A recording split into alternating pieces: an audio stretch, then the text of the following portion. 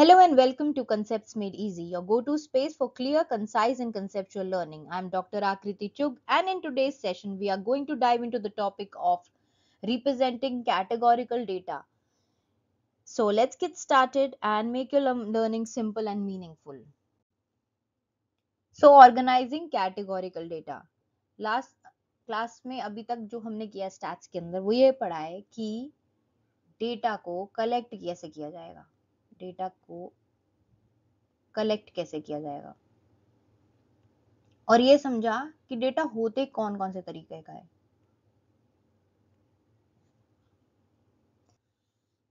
जिसके अंदर हमने पढ़ा टाइप्स में एक कैटेगोरिकल डेटा होता है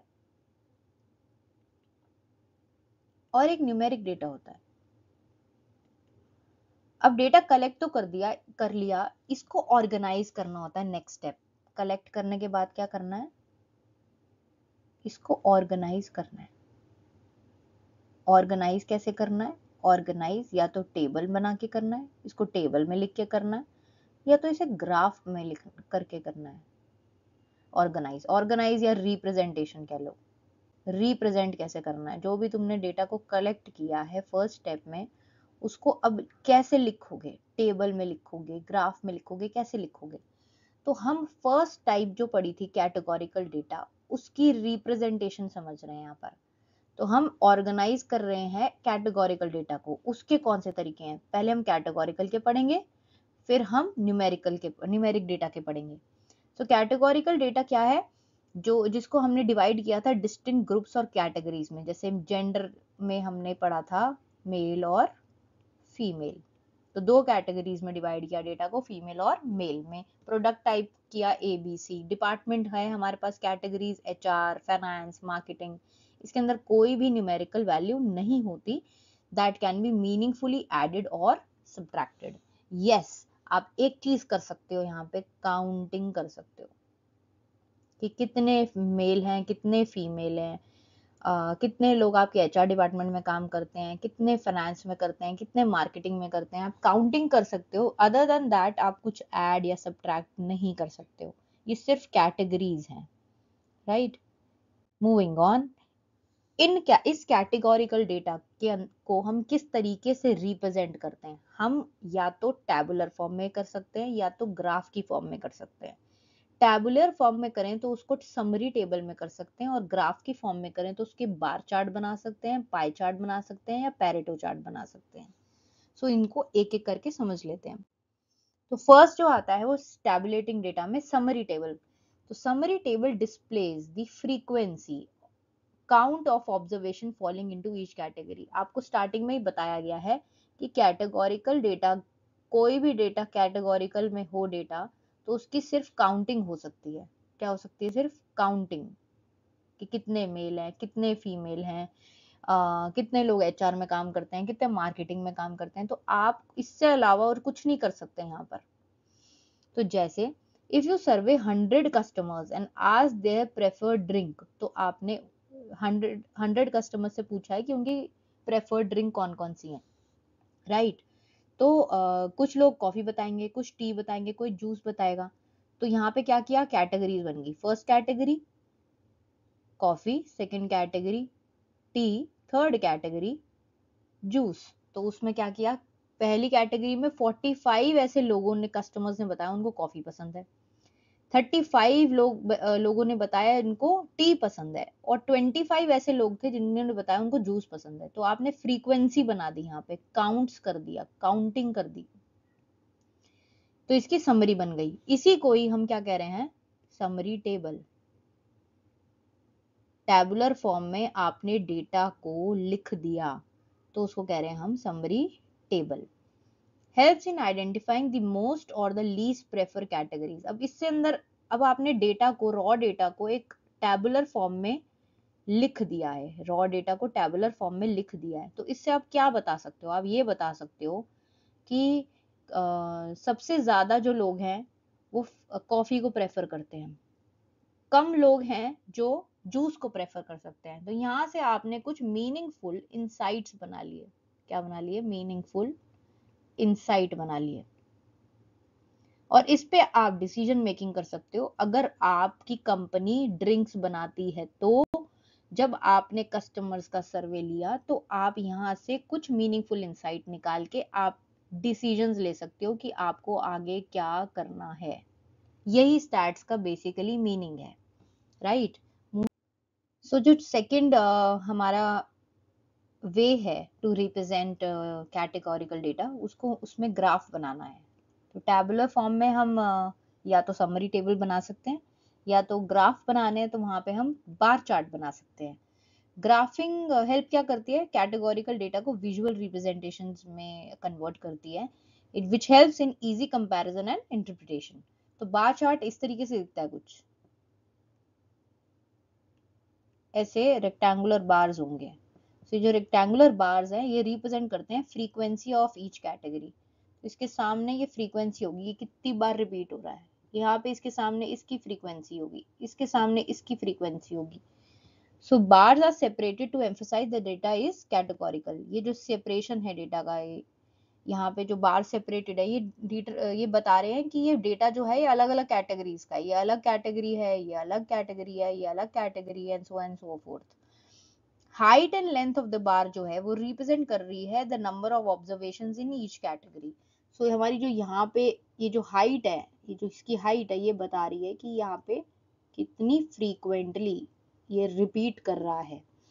तो कितनी फ्रीक्वेंटली इस कितनी नंबर ऑफ ऑब्जर्वेशन है जो इस कैटेगरी में लाई कर रहे हैं, कितनी नंबर ऑफ ऑब्जर्वेशन है जो इस कैटेगरी में लाई कर रहे हैं। जैसे हम जो एग्जांपल ले रहे थे तो ऐसे 45 लोग थे जिन्होंने कॉफी को चूज किया, तो यहाँ पे 45 आएगा जिसने कॉफी को चूज किया, फिर 35 आएगा, तो जो फ्रीक्वेंसी आएगी वो वाई एक्सिस में आएगी, और जो हमारी कैटेगरीज आएंगी वो एक्स एक्सिस में आएंगी। इसको एक बार देख लेते हैं अगर बार ग्राफ को।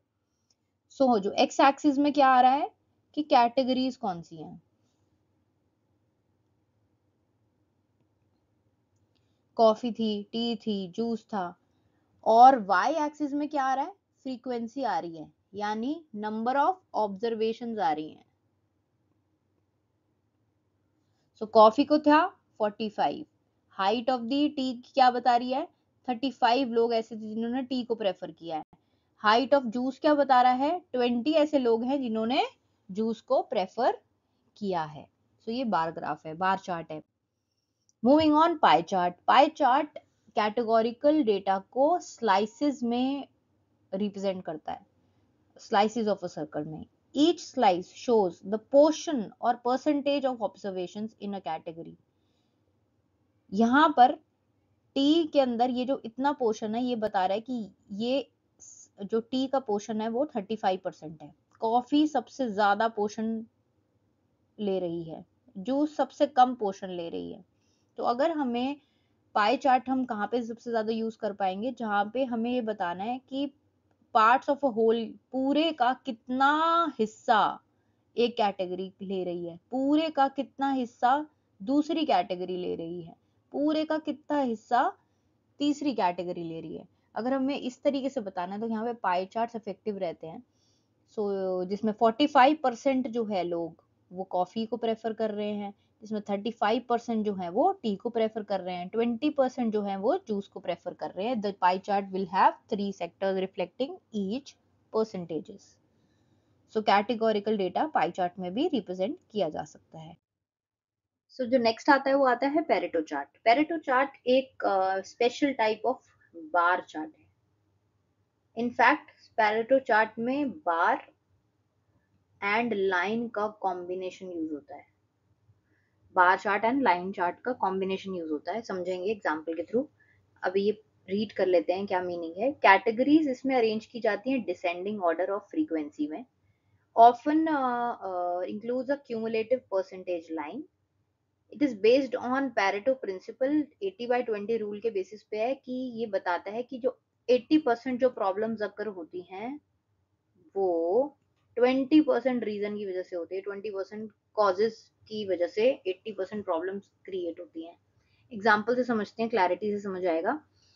इन कस्टमर कंप्लेंट्स 40% जो कंप्लेंट्स थी वो डिलीवरी की थी, 30% प्राइस की थी, 20% क्वालिटी की थी और 10% अदर्स की थी। तो जो पहला जो है कि इसको डिसेंडिंग ऑर्डर में लिखना है, तो ये तो डिसेंडिंग ऑर्डर में पहले ही है कि 40 30 20 10, ये डिसेंडिंग ऑर्डर में है। तो हाईएस्ट टू लोएस्ट बार्स को अरेंज किया जाता है पैरेटो चार्ट में। सबसे पहला जो स्टेप है उसको अरेंज करना है डिसेंडिंग ऑर्डर में, वो ऑलरेडी अरेंज्ड है।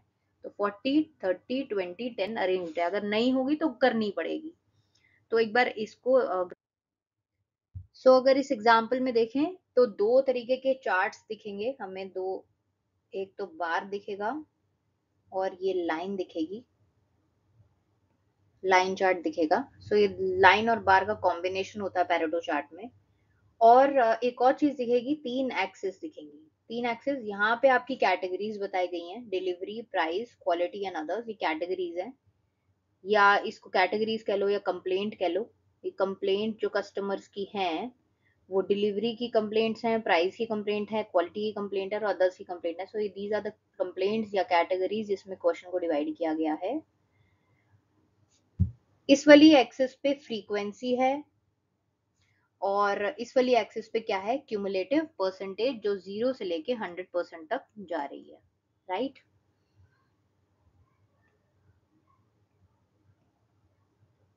ये क्या कह रहा है कि डिलीवरी की जो कंप्लेंट है वो 40% कंप्लेंट कर रहा है कस्टमर, प्राइस की जो है वो 30 कर रहा है, क्वालिटी की जो है वो 20% लोग कंप्लेंट कर रहे हैं और अदर्स जो है 10% है। तो जो हमारा 80/20 रूल, जिसकी हेल्प से ये पैरेटो चार्ट बनता है, ये क्या कहता है कि जो 80% बिजनेस की प्रॉब्लम्स हैं वो, उसका जो रीजन है वो 20% ही रीजन है। 20% मतलब 80 से ऊपर किस किस की आ रही है, प्राइस की आ रही है। 80 से ऊपर, इस लाइन से ऊपर कौन कौन से रीजन दिख रहे हैं, प्राइस दिख रहा है और डिलीवरी दिख रहा है, राइट। तो 80% से ऊपर कौन सी दो रीजन है सिर्फ, डिलीवरी एंड प्राइस। अगर इन दोनों पे काम कर ले ये बिजनेस तो उसकी प्रॉब्लम सॉल्व हो सकती हैं, राइट।